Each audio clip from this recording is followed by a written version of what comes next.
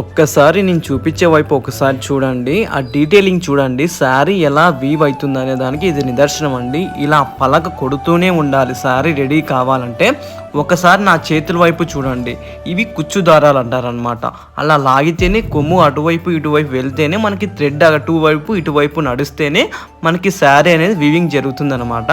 ఒకసారి చూడండి, ఇన్ని పోగులు పెట్టి అలా కొడుతూనే ఉండి ఆ తాడును అనేది అలా లాగుతూనే ఉంటేనే మనకి శారీ డిజైన్ అవ్వడానికి ఆస్కారం. ఇక్కడ చూడండి ఆ డీటెయిలింగ్, ఆ డిజైన్ చేంజ్ అవుతూనే ఉందన్నమాట. అక్కడ నుంచి కొంచెం, కొంచెం నుంచి కొంచెం ఉన్నట్టు డిజైన్ చేంజ్ అవుతూనే ఉంది.